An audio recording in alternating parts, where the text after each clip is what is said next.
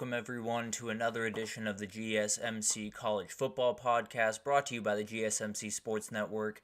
I am your host, Tommy Brzee. It is Wednesday, May 22nd, and we have a great show for you today. We're going to start talking about one of the craziest stories that college football has seen in quite some time. Jaden Rashada has sued Billy Napier, the head football coach of Florida, and one of their boosters, as well as a former staffer, and we'll get into all the details on that because it is not looking great in Gainesville right now. Then we'll stay on the topic of NIL. We'll talk a little bit about what the market looks like for NIL. John Talty over at CBS did a fantastic article kind of compiling all the information and giving us a range for what the usual quarterback, running back, wide receiver, what they all go for in the NIL market. Then we'll get into some storylines going into the season. It's obviously the time of year where we start getting into that type of talk. So I want to go through four of the biggest ones as I see it going into the season. Then we'll get back into ACC spring overreactions. We got Florida State, SMU, North Carolina State, and Duke today. So a ton of really good things there. And then we'll finish it off with a Spotlight Wednesday. And this is one that I've been waiting for, and I'm sure some of you have been waiting for as well. We're going to talk about the Ohio State Buckeyes and a huge year for Ryan Day and for the Buckeyes overall. But before we jump in, I do want to remind you all we get tons of questions and comments throughout the show, and the best way for you all to get your question on the screen, we can have a fun back and forth here. You can maybe call me out for something I said wrong or just ask a question that you're wondering about. You can use the tip and donation link at the bottom of the screen there, gsmcpodcast.net. It's a huge help not only to us here at the network, but to you all. You get to have a fun kind of interactive experience here and ask any questions you need. Again, that's gsmcpodcast.net. But let's jump in, and we'll start with a little bit of a trust tree here today because I'll be totally honest, I was getting a little bit cocky. I was thinking that I was fully on top of this sport. I was keeping up with the House versus NCAA settlement, keeping up with what's going on with the ACC, the transfer portal, everything in between. And then this was dropped in my lap. Jaden Rashada has sued Billy Napier and a major Florida booster, Hugh Hathcock, as well as a former football staffer, Marcus Castro Walker, because of an NIL deal that I'm sure some of you have heard about before, but it sounds like the NIL deal would have paid him $13.85 million over the 4 years that he hypothetically would have been at Florida. But that hit a big snag, and the details of this contract are essentially when Rashada came on campus as a freshman, he was set to make $250,000 monthly for his freshman year. That would increase his sophomore year and then get up to $375,000 monthly his junior year, and then would take a step back because the idea at the point was he was likely not going to be there for his senior year, was likely going to be in the NFL. This also included a $500,000 signing bonus, which is really at the center of this conversation. Overall, this is insane. I think we can all agree on that. That is something that I think we've all felt is kind of under the surface of all of this NIL talk. You know, some coaches may be misleading kids, some coaches maybe not telling kids the exact right number, some NIL people maybe not telling them what exactly they're going to get instead of telling them what they want to hear instead of what they are actually going to get in this kind of conversation. So it's definitely a very wild thing, and it's something that I think a lot of people kind of expected to happen at some point, but not necessarily under these circumstances. I think it's very wild that, you know, someone who is active in the sport is doing this. It's definitely a very, very interesting thing. It sounds like he got his blessing from Kirby Smart to do this. He is now at Georgia. If you didn't know about this kid, originally he was committed to Miami originally and apparently had a $9.5 million NIL deal on the table from them. Florida heard about this, decided to one-up them with the $13.85 along with the signing bonus, and then all this stuff happened and everything kind of went awry there. He decided to go to Arizona State for a year before transferring to Georgia. So now he's at Georgia. He apparently got his the blessing of Kirby Smart to do this.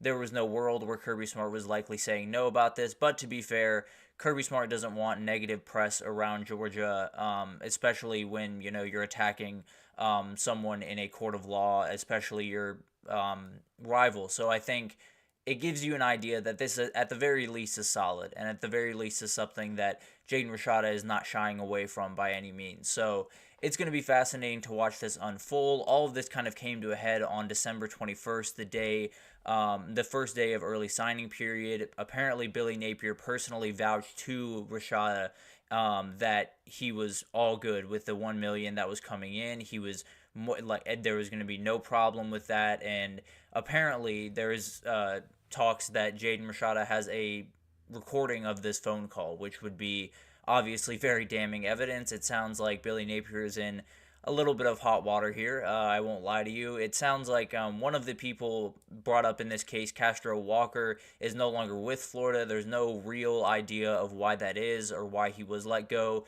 Could be because of this situation, could not be. The NCAA is investigating it right now. But this is kind of where we're at. It's a weird world, but in a world where NIL is essentially the Wild West and you have a ton of coaches being able to kind of play willy-nilly with the rules, it gets a little bit sketchy. And obviously, when this originally happened, Billy Napier was not allowed to be doing all of this stuff, and a lot of this stuff was against the rules. But the reality is that's no longer the case. So we've seen time and again that people have been using, the current rules to apply to former happenings in their locker room, in their program, and I think this is no different, really. So it's going to be fascinating to kind of watch this unfold, whether Florida, really pushes back on this. They didn't really have much of a comment, obviously didn't want to say anything initially about this, so overall, this is outright insane. I think we can all agree on that. There is no quarterback in the country that is worth $13.85 million, especially a kid coming out of high school. There's no one that's worth $9.5. So Miami got absolutely bailed out in this situation. I think Jaden Rashada is a fantastic quarterback, and I think he's going to do really, really good things at Georgia, if I'm being totally honest.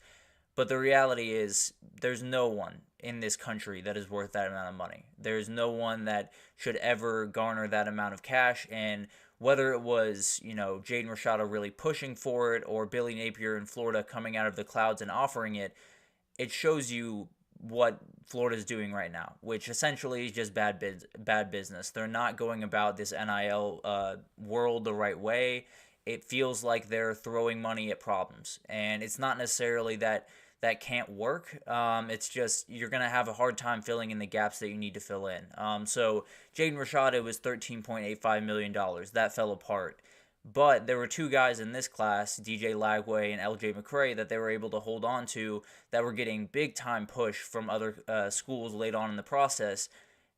You got to wonder what those numbers are. And it's not to say that they're anywhere near what the 13.85 is for Jaden Rashada, because you like to think they would have learned their lesson, but I'm having a hard time acting like Florida is doing this NIL thing the right way. So who knows what's going on over there? Who knows where the money's being allocated? Who knows how that locker room is working right now when it comes to NIL and how guys interact with that? So Florida's kind of a dumpster fire. There's really no other way to put it. And I'd love to tell you that, there's light at the end of the tunnel, and DJ Lagway is an absolute game changer. I've said, from the second that they got him to lock up and sign that national letter of intent, he's a program-changing guy. He is a guy that absolutely, if you can keep him on campus and put the right things around him, he can make you a national power again. The issue is there's literally nothing else going right for Florida. DJ Lagway, LJ McCray, and a couple of the guys they have on the team right now are really the only things that they can hang their hat on. And roster is a fantastic thing. There's no doubt that Florida has a relatively good roster. It's not necessarily up to Florida standards, but it is still, one of the better ones in the entire country. Still has Trey Harris, added Elijah Badger, has done some really good things with that roster. But as we talked about yesterday with Oklahoma, that's a piece of the pie when you're talking about the SEC in particular. You have to have the transfer portal and all of that stuff in place. You have to have NIL in particular. It has to be fully in place and have a perfect idea of the way that you're going to approach it, not only what kids you're going to go after depending on the way that they kind of view NIL, but also what you're willing to give up for some of these kids. It feels like they don't really have a good idea on that, or at least they didn't when they were making this case, because if they did, they absolutely wouldn't have done this. Jaden Rashada is a fantastic quarterback, was one of the biggest guys coming out of high school, but there's no reality where anyone is worth that type of money. There's no reality where you should be promising a kid that amount of money, because it forced him to make a decision that he probably wouldn't have made. He probably would have been in Miami at this point and would have been a Hurricane and maybe would have transferred. Who knows? I don't necessarily know the kid well enough to get into his mind like that. But the reality is,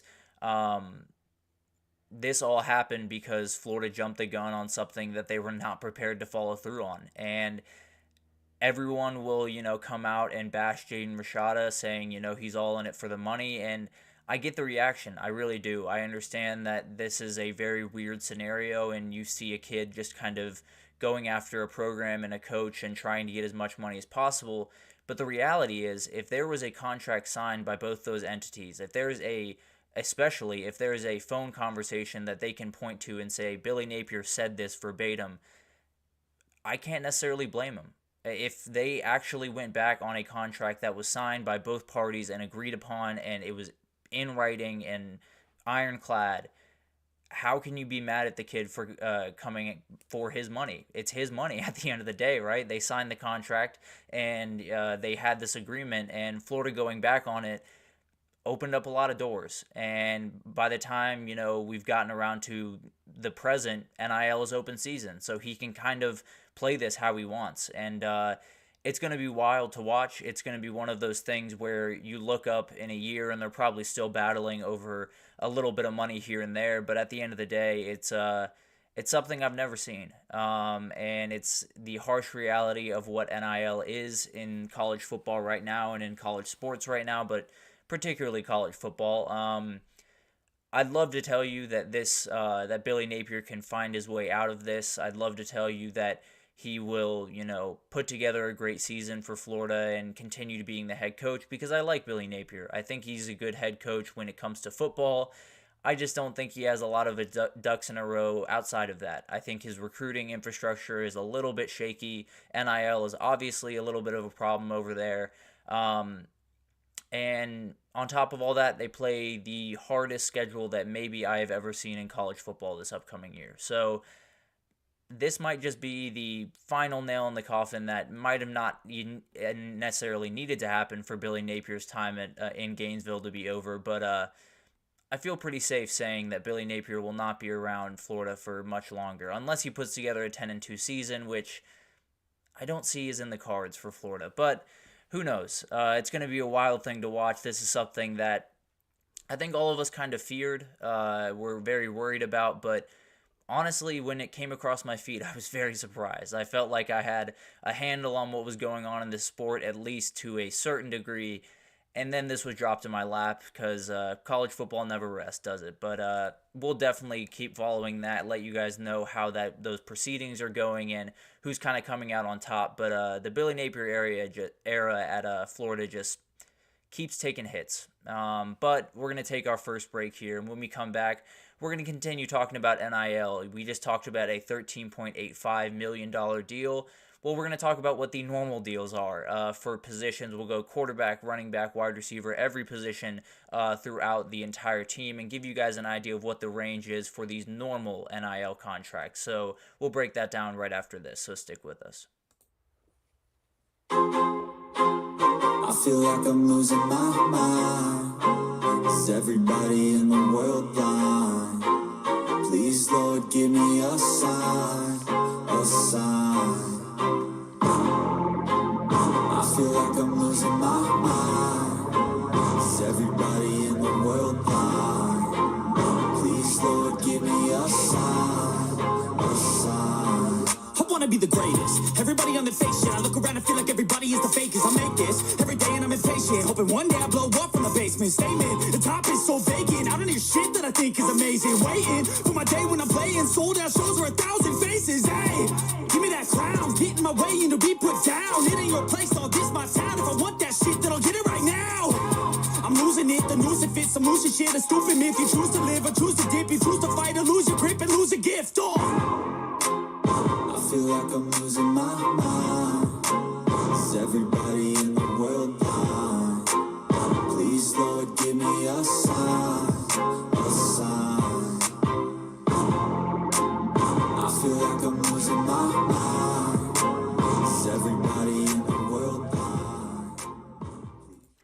Alrighty, welcome back, everyone. We just talked about Jaden Rashada suing Billy Napier and a Florida booster, and how that is the wildest story that I've seen in quite some time, but we'll break that down as it comes and give you guys an idea of where those proceedings are holding. But before we jump into the next segment, I do want to remind you all we get tons of questions and comments throughout the show, and the best way for you all to get your question to the top of the queue, get it on the screen, is to use the tip and donation link at the bottom of the screen there, gsmcpodcast.net. It's a huge help not only to us here at the network, but to you all. You get to have a fun kind of interactive experience here, and we get to know each other a little bit better, which is always fun. Again, that's gsmcpodcast.net.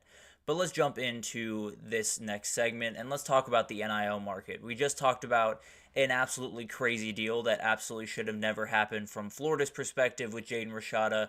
But let's talk about the normal deals in NIL, the ones that actually make sense for the university, actually make sense for the kid, and find themselves somewhere in the middle of this craziness that is NIL. And it's a great piece that John Talty did over there on CBS, kind of breaking down all of the ranges that he has seen in some of these deals and giving you guys an idea of what the going rate is for a power forward quarterback, running back, wide receiver. But let's start with the quarterbacks. Obviously, this is going to be the biggest number. There's no two questions about that. Obviously, the 800,000 is not the peak of that number. There are definitely quarterbacks out there, the Quinn Ewers, the Carson Becks of the world, that make more than that. There's no two ways about that. Shedeur Sanders, another one that definitely makes more than that. But at the end of the day, let's say it's 800,000 a year for Dillon Gabriel to be your quarterback at Oregon. I gotta say, that's kind of a bargain for a lot of these big-time teams, for a lot of, the Oregons of the world, the Georgias of the world. They have that money to throw around. And if you're getting a quarterback that is at that level, it's not a bad thing by any means. Now, I don't really know what Dillon Gabriel's NIL deal looks like with Oregon, but in the hypothetical world where he is that, top echelon of this range, that's pretty good to me. I got to be totally honest. If that's what you're giving up, I think you're getting a little bit of a bargain at that quarterback position. Obviously, running back is a place where they'll save a little bit of money, kind of follows the NFL way of things, where running backs are just not as much valued anymore with the spread offenses, although I've kind of started to see a little bit of a flip back to running backs being a bigger part, but I think that's something that will develop over the next couple of years. I think it's one of those things where as long as you have the system, as long as you have the offensive line, as long as you have a lot of those things in place, a lot of running backs can do the job. Now, you want to get the right guy. Obviously, you don't want to skimp by any means, but this is definitely a place where you can kind of save a little bit of money, as it were. Wide receiver market is obviously going to be one that is pretty variable. There's going to be a huge gap between, getting the fourth guy in a class to getting the top guy in a class, right? But in the grand scheme of things, I think all of this makes a lot of sense. I think there is definitely top-end guys that are above this, but 300,000 when you have to spread it around as many guys as they do is going to be, a little bit tough at times. It's why, you've employed GMs and NIL directors and all of this type of stuff around the country, because figuring out how all of this money is going to be kicked around, especially in position rooms like wide receiver or like DB, like we'll talk about later, is definitely a big time thing and not necessarily the easiest thing in the world to do. O-line is very clear to me. There's going to be a big range here, but also it should be the second highest. There's no two ways about that.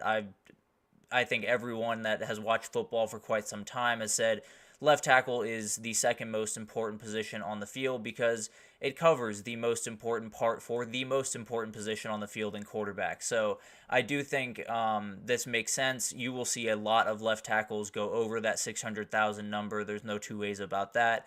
But some guards and centers will probably be a little bit lower in this range, or, some elite ones might be a little bit higher. Maybe the Tyler Bookers of the world might be a little bit higher in this range. But overall, it makes a lot of sense. I mean, all of this is going to be very, very important to building out your team. Another position room where you have to spread out the wealth a little bit more, but at the end of the day, you got to spend your money there. Because if you don't have a good offensive line, you're not going to win games, bottom line. There's no two ways about that. And then the D-line market is really, really interesting in my mind. Obviously, I knew that they were going to have a pretty wide range, but did not necessarily expect it to be any higher than O linemen. And maybe that's because offensive tackles were not as big a part of that O lineman group as the edge rushers were for the D linemen, because I think that's likely where you get those big time NIL deals where you have that elite edge rusher coming off the edge. You know, Colin Simmons coming out of high school might have been a great example at Texas.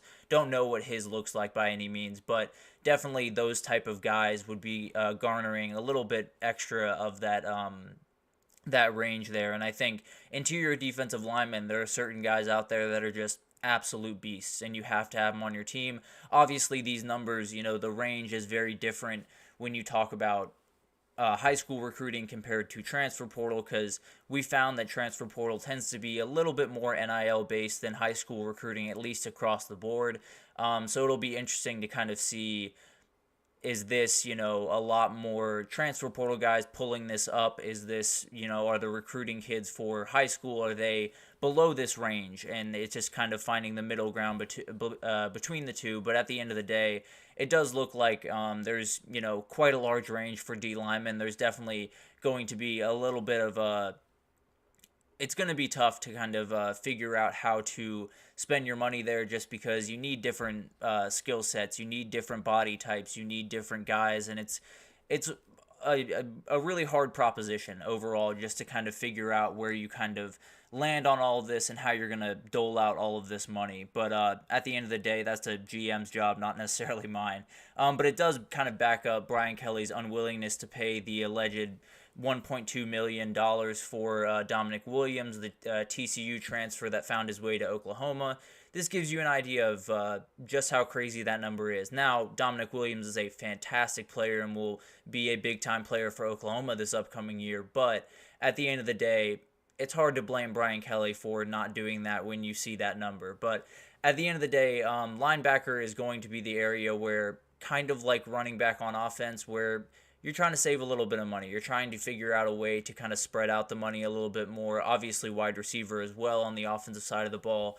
Linebacker is one of those things where if you find a really, really special guy, you'll break the bank. But at the end of the day, it's really about guys that fit into your scheme, guys that can do the things that you need them to do, because a lot of linebackers' jobs are scheme-based. Whether you're running a 4-2-5 and you have to have, you know, one outside linebacker that can chase guys and do coverage, and then one solid middle linebacker to hold things down, or you're running like a 4-3-3 or 4-3-4, excuse me, and you're kind of playing around with some different concepts, and you have to have some different bodies there. So linebacker's a little bit harder one to pin down, a little bit harder one to figure out, just because some linebackers really turn into edge rushers, some inside linebackers, you know, are a little bit harder to come by in terms of just being ready to play right away. So this one's a little bit all over the place. This range can definitely vary depending on the player, but special linebackers absolutely will push these margins. There's no two ways about that.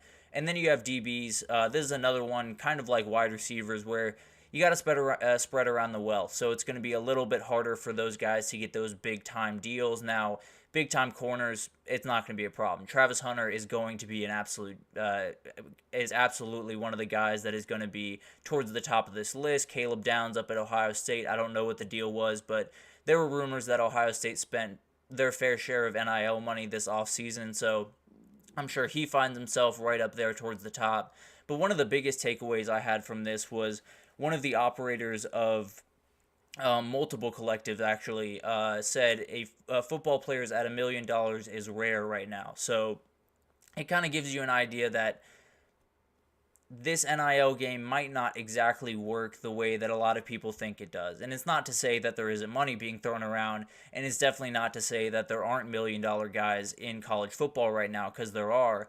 But the reality is, you got to be a little bit frugal. You have to make sure that you're not pushing your boundaries too much. We just talked about how Florida did that, and it is causing a ton of problems that could hurt that program not only in 2024, but for the next decade, if I'm being totally honest. So there's a lot of things that go into this, and you have to do a lot of really hard calculus to figure out where you want to spend your money, how you want to spend your money, and which guys you're going to break the bank for, which guys you're going to not break the bank for and maybe give a little bit leaner of money, and how that's going to affect your locker room. So this is all a tightrope walk. There's no two ways about that. But as you can see, a lot of these monies have a lot of zeros, or a lot of these dollar amounts have a lot of zeros next to them, and it's essentially more money better equals better team. I get it's not a pay-for-play style right now, or at least it's not supposed to be, but this is the reality of the game. If you can't play the NIL game, you're going to have a really hard time winning football games. So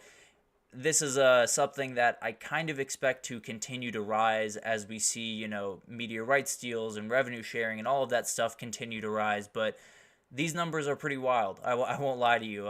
If you told me, 5 years ago that I was going to be looking at these numbers and seeing $800,000 for a player for a year I would have called you crazy, but here we are. NIL world's a wild world, and we'll definitely keep you updated with all of the changes that happen in it. But that gives you an idea of just what the going rate is right now and how that kind of makes the job of a GM just that much harder. But we'll take our second break here. When we come back, we're going to talk about the biggest storylines going into the season, some big-time things to talk about, conference realignment, new playoff expansion, maybe a little fight for the number one overall pick next time around in the NFL draft. So a lot of big things to talk about, so we'll break that down right after this.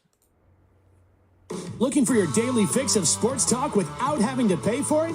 GSMC Sports Network is available on YouTube. Just search GSMC Sports Network. Get your fix of daily sports talk shows on YouTube, absolutely free. NFL, college football, NBA, MLB, MMA, UFC, fantasy football, and so much more. GSMC Sports Network has shows running all day long, with new sports shows starting every 2 hours. Just like on your favorite cable sports channel, except GSMC Sports Network is absolutely free. Just search GSMC Sports Network on YouTube to catch one of your new favorite shows, like the GSMC College Football Podcast, Chip Shot Football Podcast, Hoops and Heels Women's Sports Podcast, GSMC Basketball Podcast, and so many more. Check it out for yourself. GSMC Sports Network, now available on YouTube absolutely free. Search GSMC Sports Network on YouTube right now. Alrighty, welcome back everyone. We just talked about the NIL market and gave you guys an idea of what the going rate is for the big time guys, not necessarily the, upper echelon guys, but gave you an idea of what each position is requiring, at least for the normal Power 4 player. But let's get into some storylines as we head into kind of the real off season, as I call it. You have spring football that keeps you really entertained, and we've had a number of other stuff on the outside that has kept us entertained during this time being, but this is really the time when it starts to slow down. You don't have teams practicing, you don't have a lot of stuff happening, but it's a great time for storylines. So let's jump into this stuff, and I think the biggest one, as we all have seen, is the new conference landscape. I think we all understand that there's new conferences coming. I think we all understand that we're going to have new matchups this upcoming year, but when we sit down on that first Saturday and see all of these matchups, or maybe the third Saturday is a better way to say it, because conference matchups, but at the end of the day, once we sit down for that first full conference slate and we see some of these matchups, it's going to be a little bit jarring. It's going to be really weird to see UCLA playing in Piscataway, New Jersey, and Oregon playing in State College, Pennsylvania, and USC playing in Ann Arbor, Michigan. It's all going to be very odd, and it's definitely going to be something that we're going to watch very closely. Obviously, there are some teams that are coming over to their new conferences with a lot of hopes. When you talk about Texas and Oregon, they are the big ones in this conversation. They think that not only can they join and hold their own, but both those teams can win those conferences this upcoming year. Texas is going to be one of the better teams in the SEC, at least going into the season. Same thing with Oregon and the Big Ten. So it'll be fascinating to watch if they can pull that off. Obviously, there are some dark horses in this group. When you talk about SMU and the ACC, I think they're a really interesting team. We'll talk about them next segment, actually, but they're a fascinating team, not necessarily only this year, but going forward in the ACC, I think could be one to watch to kind of not necessarily take over that conference, but be a big-time player in it for quite some time. In the Big Ten, I'm tabbing USC as a dark horse, but I don't know. It doesn't feel like they're fully there in terms of a physicality perspective to really compete in the Big Ten. That being said, they do have Lincoln Riley, and when you can score points like they can, a lot of things fall into place pretty quickly. But then you have Colorado in the Big 12. Everyone's kind of watching them. Obviously, Arizona is getting a lot of love as well, but Colorado's a little bit more of a dark horse in this case. But I don't necessarily see them doing what a lot of people want them to do, what Deion Sanders has promised they'll do in making the playoff and winning the Big 12. So it'll be interesting to watch all of these teams. I think you have a ton of teams going in with a lot of confidence. I think you have some teams going in that's a little bit nervous. Washington kind of finds themselves in a weird little spot going in after a remarkable last year. A lot of things have changed. So it's going to be fascinating to kind of watch these teams and see who takes full advantage. Maybe Texas is not fully ready for the SEC challenge. Maybe OU's not. Maybe Oregon's not ready for the Big Ten. So it'll be fascinating not only to watch some of these matchups that'll be really weird and off the walls, but also watching how some of these teams adapt, because it's different play styles, it's a different schedule, it's different atmospheres. Everything is going to be very, very jarring for these teams. So it'll be fascinating to watch who kind of adapts and who doesn't, to be totally honest. But let's talk about the playoff and some new playoff teams that could jump into the mix. I did do a full form segment on this a little bit earlier in the off season if you want to go check that out. But you have teams like Penn State, Kansas State, Ole Miss that are now competing for spots in the playoff. They are going into the year saying, we are a playoff team. We have every chance to be in that group. And that doesn't even include the group of 5 teams, which is 2 times the list. I mean, you could add probably 20 teams to that list that actually have a realistic shot of getting that group of 5 spot, because one, you don't know which conference it's going to come from, but also those conferences are a little bit more variable than the ones up top, and definitely have some teams that are lurking in the background that definitely could make some big time noise. UNLV is a big time player in this. Boise State might be the going favorite to be that group of 5 team, but it's going to be fascinating to watch all of this unfold. Late season games are going to be totally different than they have been in the past. If you're an 11-0 team and you have a spot in your conference championship, maybe you rest some guys. Maybe you take your week and make sure that you're fully ready for the conference championship, fully ready for the playoff. And if you're already in, maybe you just you take the week off and make sure that everyone's ready to go for that conference title. On the other side, you have maybe a 9-2 or an 8-3 team that is fighting for their life, that wants to win that game really badly. Maybe it's a rivalry game against maybe Clemson's 9-2 going into that South Carolina game, and they have to win it to get into the playoff. And it's going to be fascinating to watch all of that type of stuff unfold. I think when you look at this upcoming playoff, there are the teams up top that kind of are going to be the big dogs. When we talk about the 4 teams up top, it's always been, at least this offseason, it's always been Georgia, Ohio State, Texas, and Oregon. I feel like every single preseason poll has them as the top 4 teams, but everyone after that is kind of fighting for those spots. And I mean, Oregon, Texas, and Ohio State and Georgia are absolutely fighting for those spots as well. But it'll be fascinating to watch kind of how those teams react to the later games in the season if they've locked up a spot in their conference championship. It'll be fascinating to see which games get that top billing, because it could be that the 11-0 team playing the 5-7 team is much less interesting than the 9-2 playing the 5-7, because the 9-2 needs the win more. So it'll be fascinating to watch all of this kind of unfold. But for the time being, it's going to be really weird. I think one of these teams is going to make a little bit of a run in the playoff, possibly win one of those games, maybe have it on their home turf. So it's going to be fascinating. It's going to be an absolute show, and I cannot wait until a couple of these new faces make their way into the playoff this upcoming year. But let's talk about head coaches for a second, because we had what felt like a million guys going all over the place this last year. We had, obviously, Kalen DeBoer taking over for Nick Saban, Sharon Moore at Michigan taking over, Jed Fish heading over to Washington to take over for Kalen DeBoer. There were a million moves, not only head coaches, but coordinators. I also did a segment tabbing the biggest head coaches, coordinators, position coaches that were on the move this offseason if you want to go check that out. But when you talk about these coaches, obviously the focus is going to be on Kalen DeBoer. It's going to be on Sharon Moore, because they're taking over the biggest situations. There's no two ways about that. But kind of want to focus on the rest of the guys. There are a couple of really, really interesting names in here. Manny Diaz at Duke is going to be fascinating to watch if he can continue what Mike Elko started there. Mike Elko over at Texas A&M might be a team that could be a sneaky playoff contender if he can put some things together in year one.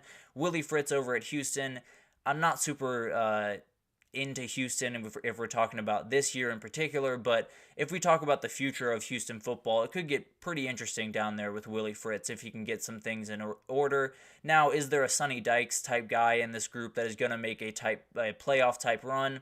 I don't necessarily think so. I think Mike Elko would have the best shot of the group. Maybe Kirk Cignetti can put together a crazy season. Maybe Jonathan Smith over at Michigan State can. But from where I'm standing, there's not necessarily anyone that I would see, making the playoff. But also, I didn't see TCU making the playoff in 2022. So what do I know? But you add in John Summerall at Tulane, Bill O'Brien taking over at Boston College, Deshaun Foster getting his first head coaching job at UCLA, Brent Brennan coming over to Arizona to take over for Jed Fish. There's so many guys across the country that are going to be new faces.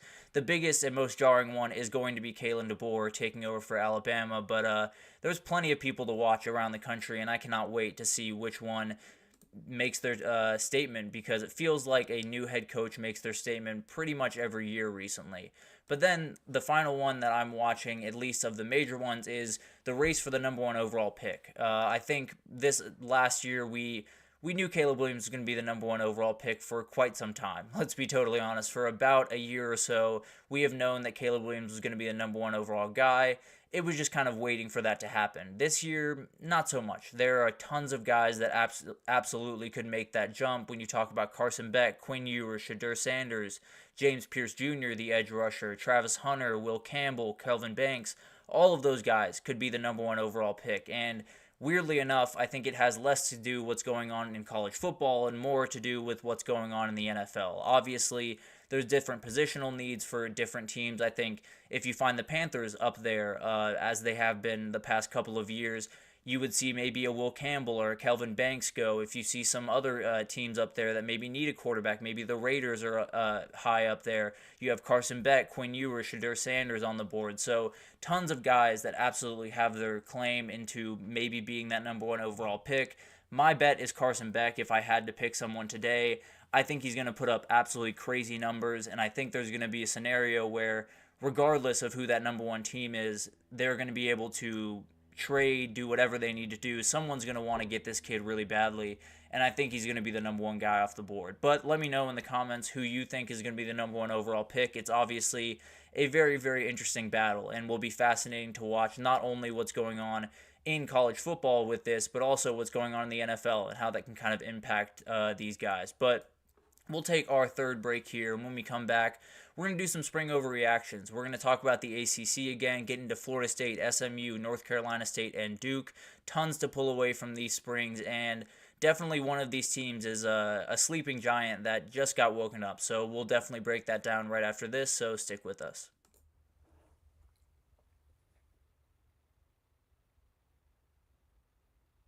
For the best and latest podcasts available anywhere, go to the podcast app on your cell phone and type in GSMC to access free content-rich podcasts on health and wellness, book reviews, sports, entertainment, relationships, social media, movies, technology, finance, and even weird news. Subscribe and download the GSMC Podcast Network's family of shows, available everywhere podcasts are found. Alrighty, welcome back everyone. We just did some storylines across the country. We talked about some of the biggest players in the upcoming playoff. We talked about the race for the number one overall pick. In fact, one of you dropped one of your predictions. I think Cam Ward is better than Sanders, but we will see. Absolutely. I think Cam Ward absolutely is one of those guys that is definitely a little bit more of a dark horse for that number one overall pick, but could make that jump. And if he does, his ceiling is ridiculously high. So definitely could see a team falling in love with him, especially if some of those other guys don't have the year that they're expecting at least. But let's jump into some of these spring overreactions, because the ACC had kind of a weird year. There's a lot of movement, especially at the quarterback position over there, and some teams coming in. You have SMU, Cal, Stanford all joining this upcoming year, so it'll be fascinating to kind of watch this unfold. But I want to start with Florida State and talk about how I don't necessarily think they hit the quarterback market as aggressively as they should have. And not necessarily to say that DJ Uiagalelei is bad by any means. I really like him. I think he's a fantastic dude. I think he's a great leader. And I think he's a good football player. I don't think there's any two ways about that. But when you look at what Florida State wants to do, Florida State is no longer willing to just be in the conversation. They want to win titles. They want to win the ACC year over year, be in the playoff, possibly win a national title. If we're being totally honest, I don't think DJ is the guy that can get them there. And it's not necessarily that he can't do a lot of really good things. It's just when you look at what he has done in his college career thus far, it doesn't necessarily inspire a ton of confidence, at least from my point of view. And when you look at the quarterback market, there were dudes out there. I mean, we just got a comment about Cam Ward maybe being the number 1 overall pick. That's a guy that is now down in Coral Gables that you'll have to play this upcoming year. And if I'm being totally honest, I'm imagining Mike Norvell standing on the sideline looking at Cam Ward tear apart their defense and saying, maybe I should have gone after him a little bit more aggressively. So I don't necessarily think that DJ is going to fall on his face. I don't necessarily think he's going to have a remarkably terrible year. But when you talk about Florida State, you want elite quarterback play. You want to win the ACC. You want to go to the playoff. You want to possibly win a national title. And I just don't see DJ as the national title type quarterback. I'd love for him to prove me wrong because he is one of my favorite people in this sport. But at the end of the day, when I look at the player, it's just not the guy that I think Florida State could have gotten and probably should have gotten in this portal cycle. But let's move on to SMU because this is a sleeping beast, and I'm not sure that everyone is fully aware that it is, but I think a lot of people are. Let's be honest. When we talk about the Pony Express, it was the biggest story for quite some time when they had Eric Dickerson, when they were absolutely tearing apart college football in the Southwest Conference. There were a lot of people that were scared of this team, and they finally found their way back into the Power Conference, which should make all of the ACC teams very, very worried because there is an amount of money being thrown around at SMU that would boggle your mind. And especially now that they're in a power conference, especially if they make a little bit of a run in the ACC this upcoming year, that money's going to be wild. I'll be totally honest with you. Being smack dab in the middle of Dallas does not hurt anything. Being the team that, had that moment in the past does not necessarily hurt that by any means. So it gives you an idea of what SMU is capable of. And this 2024 team is very, very interesting. They're getting not a ton of credit when we talk about this upcoming year, but they're really interesting. When you talk about Preston Stone, he's one of the few quarterbacks coming back in the ACC that has a year in the system under his belt, and he can tear apart a defense. There's no two ways about that, and I think he's going to be one of those guys that we might look up towards the middle of the year and say, he might be the best quarterback in this conference right this second. So it's going to be fascinating to watch this team kind of unfold, not only in 2024, but throughout the next couple of years. Because when I look around at the ACC, especially if a couple other teams get out of their way, SMU has a infrastructure that is hard to be rivaled, if I'm being totally honest. But let's jump into North Carolina State, one of the more interesting teams when we go into this year. I think they're going to have the best pass catchers in the conference. From what I saw throughout spring and what they did in the transfer portal throughout spring has just been absolutely remarkable. Noah Rogers was a former Ohio State receiver, was a 4-star recruit coming out of high school, as most of those guys at Ohio State are, and had a remarkable spring for the Wolfpack. I think he's going to be their wide receiver 1 this upcoming year. I think he is absolutely incredible, and it seems like him and Grayson McCall have gotten a really, really good relationship, really good rapport with each other early on there. Then you have Kevin Concepcion, who is one of the most electric players in the country. The only reason that I don't think he'll be wide receiver 1 is because I don't think he needs to be. And I think the best thing for him and the best way to utilize him is kind of as a walking highlight reel. We talked about Silas Bolden yesterday when we were talking about College Football 25 and players you're really excited to play with. That's another guy that is absolutely on this list, and I think you'll use him kind of in the same ways with end arounds, with screen passes, getting him out on the edge with the ball in his hands, and then letting him do what makes him special, which is his speed and his elusiveness. So he's going to be one of the most fascinating players in the country. I think Noah Rogers will lead the way in terms of receptions and receiving yards, but if we're talking about big-time plays, Kevin Concepcion is going to make plenty of them. And then you have Justin Jolie, a very talented tight end coming in from UConn. I think he's going to be a huge player for them. He's definitely had a great career at UConn, and is a red zone dominant player. So it's kind of just a throw it up there and let him go get it type of guy. So definitely a huge help to this offense that is kind of missing that. They don't necessarily have that big physical receiver. Well, they got a big physical tight end, so it's not really an issue there. Add that into Dakari Collins, Wesley Grimes, and more. It's going to be a really, really good group for the Wolfpack this upcoming year, and Grayson McCall is about as happy as any quarterback in that conference right now. But let's finish it off with Duke, and we'll keep talking about the quarterbacks here. Malik Murphy made his way over from Texas this offseason. Obviously, there was a big story there with him backing up Quinn Ewers and then Arch Manning being right behind him. That was getting most of the shine, not necessarily Malik Murphy, but this kid can play. There's no two ways about that. Now, Duke is going through a wild change of pace after last year. Mike Elko, Riley Leonard, Jordan Waters, Graham Barton, Dwayne Carter, all out the door for different places. You know, Mike Elko taking a new job, Riley Leonard, Jordan Waters being transfers, Graham Barton, and Dwayne Carter heading on to the NFL. So all of those guys are out the door. Essentially an entirely new regime. Malik Murphy comes with it. And if you're asking me, I think he has one of the best pure arms in the entire country. I think he is one of those guys that can do incredible things with the football. When you look at him, he kind of looks like that Joe Milton type prototype where he can just sling the ball 80 yards down the field and absolutely rip it. But I think he's a little bit more accurate than Joe Milton. I will be fair there. I do think he has the ability to make a really, really good year for himself.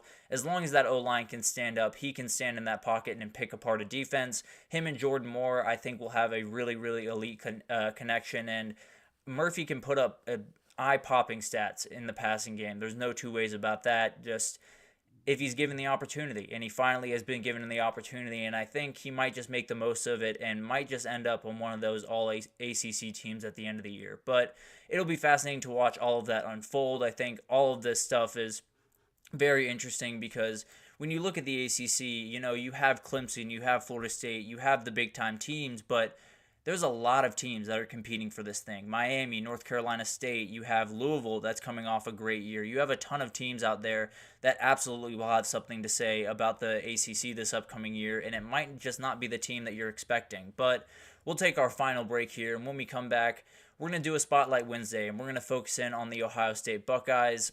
As big of a year for that team as anyone in the country, as big of a year for Ryan Day as anyone in the country. So we'll break down everything you need to know about the Buckeyes right after this, so stick with us.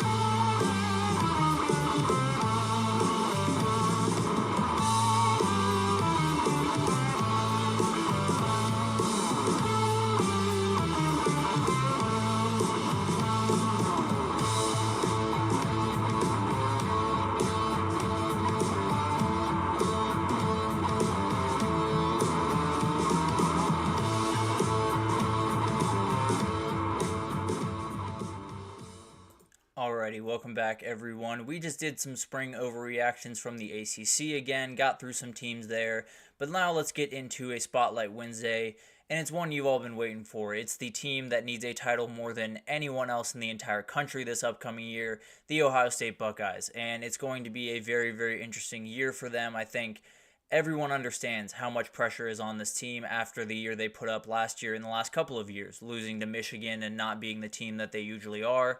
So let's start to break this down, and let's get into specifically, let's do this the way that we normally do, offense, defense, schedule, and then some final thoughts. But I do want to touch on Ryan Day a little bit because this is the most pressured individual in the entire country. Bar none, there is no question in my mind. This dude is under more pressure than I can even imagine. Now, they've done a lot of really good things, and we'll start on the offense to kind of give you an idea of what they're working with this year. the wide receivers are out of this world.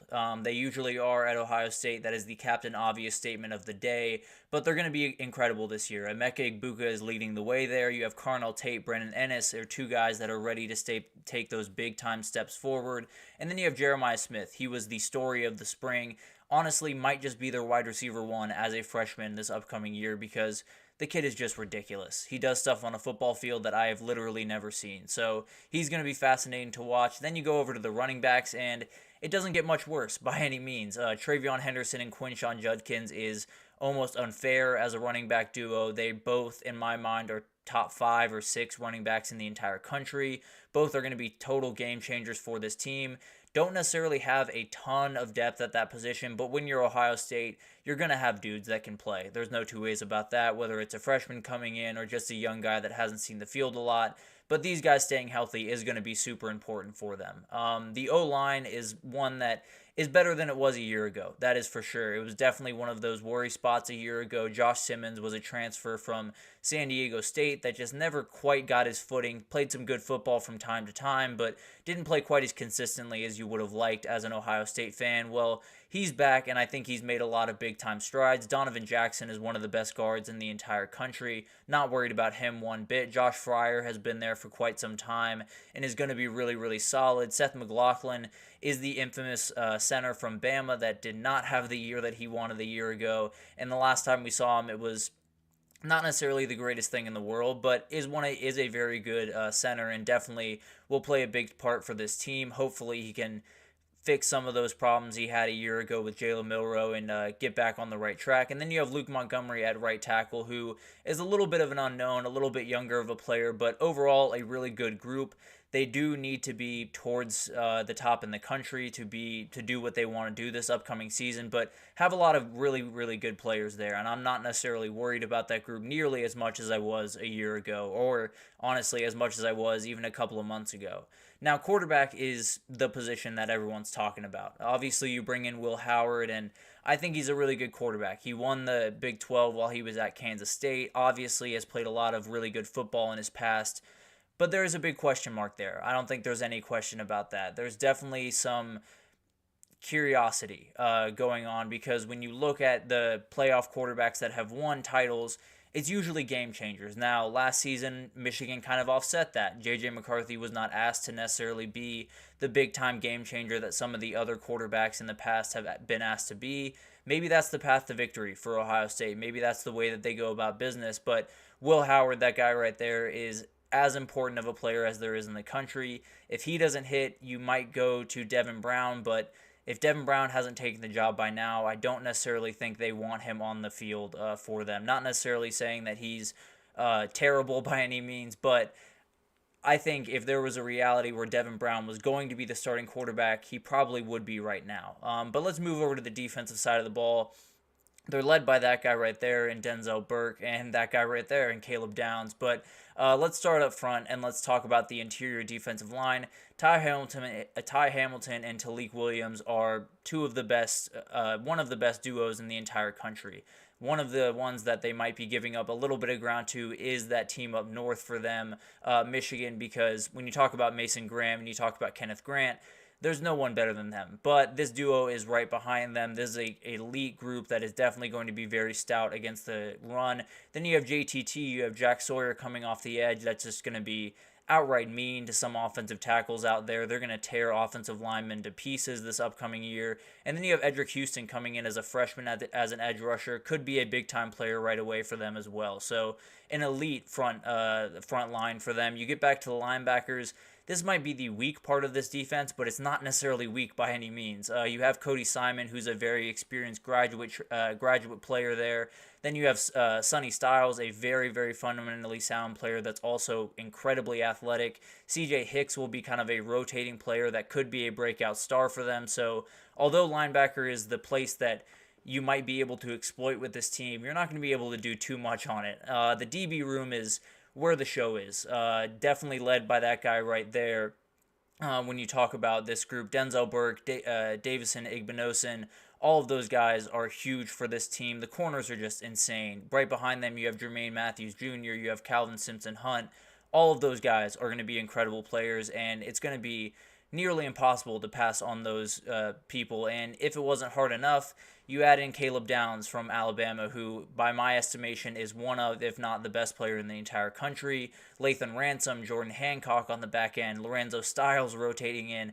This DB room is insane. It is the best in the country, and I hate saying this, but it's not even close. I hate the people that do the not even close thing, but this one might not even be close. This is a remarkable group from top to bottom. They have guys in the back end. They can sustain injuries. A lot of stuff could happen to this group, and they're still going to be awesome. So that kind of gives you an idea of how good this defense is going to be. It's going to be insane. They have depth. They have top-end talent. They have experience. They have young players that are ready to step up.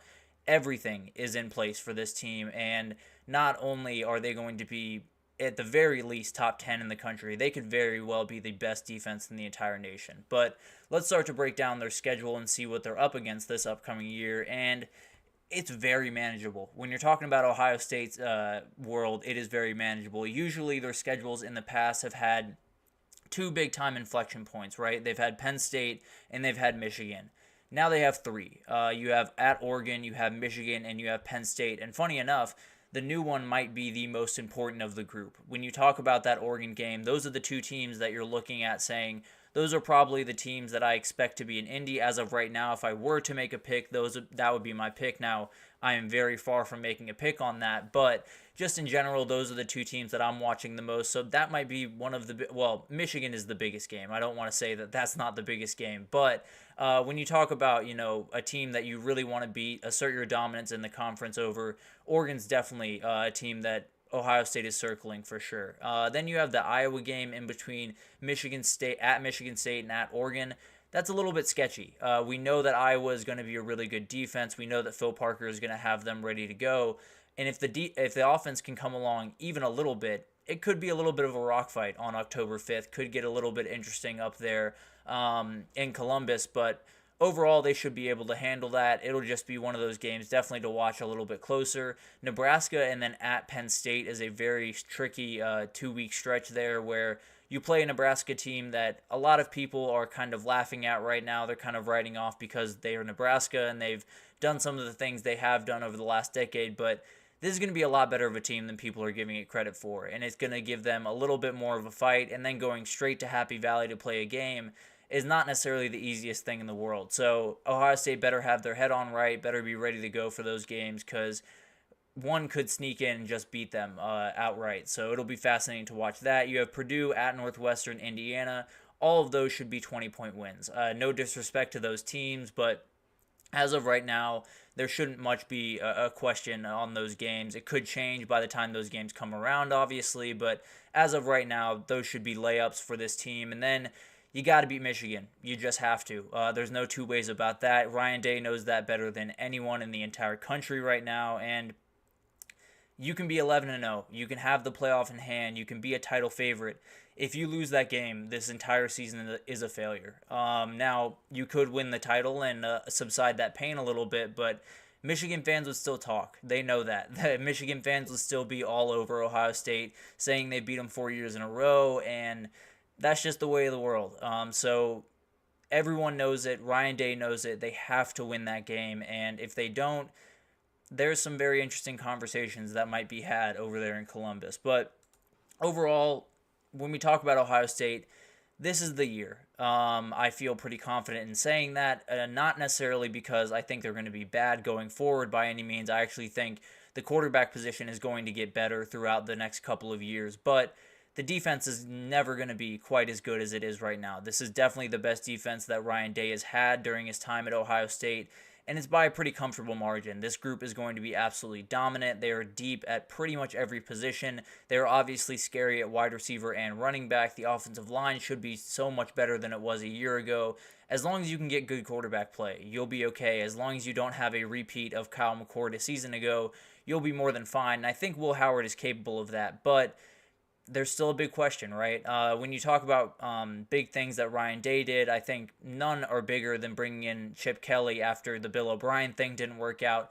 to call those plays, because I don't think it was the best thing for this program to have him calling plays. It's obviously been something that a lot of coaches have kind of shied away from the last couple of years, and I think it's important that you bring someone in that is as good as Chip Kelly is. I mean, it's remarkable that they were able to pull him away from being a head coach at a major university, but here we are, and Chip Kelly is going to be one of the best play design guys, and he has plenty to work with. There's no two ways about that. So I think it's going to be fascinating to watch this team. Ryan Day is one of the most fascinating people in college football right now, because you look at this season, you look at everything that's in place, you look at the pressure that's on him, and he's got to respond. And you don't really know how he's going to do it until you're thrown into the fire. But at the end of the day, this is as big of a season for a coach as we've seen in quite some time, and he's got to deliver, and a lot of things are in place for him to deliver. But at the end of the day, the biggest unknown on this team being your quarterback is not necessarily the way you want to go, but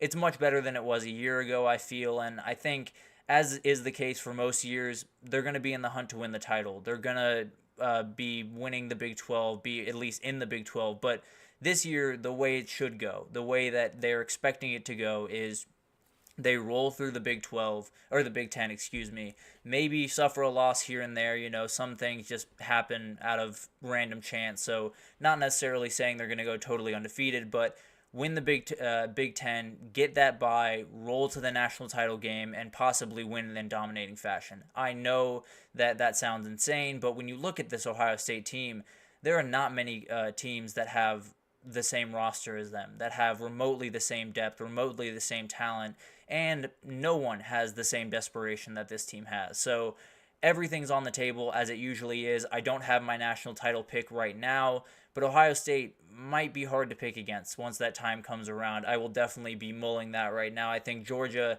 is the team that, in my eyes at least, can rival them the best, but who knows? It's going to be fascinating to watch this unfold. I think it's really do or die time in Columbus. And if Ryan Day does not deliver this upcoming year, it could be that he's looking for a job. And that sounds insane to say, but they're bringing in a new AD that is not too afraid to spend money in Ross Bjork. So it'll be interesting to watch what happens. I think Ohio State will be fine. I think they'll actually kind of dominate this upcoming year, if I'm being totally honest. But it'll be interesting. It's as much pressure on a team as I've seen in a really, really long time. I'll put it that way. But that'll do it for this edition of the GSMC College Football Podcast, brought to you by the GSMC Sports Network.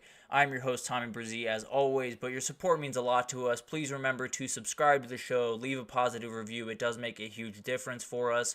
Also, follow us on Facebook, Twitter, TikTok, Instagram for all of the social updates, for all of the content that we put out. We have incredible people doing work across every sport you could possibly want. So if you're not just a college football person, if you're a golf person, if you're a hockey person, if you're really into women's sports, if you're really into basketball, whatever it is, we have you covered over here at GSMC. So definitely come check out everything that we have cooking over here. But thank you once again for listening, and I will see you guys tomorrow.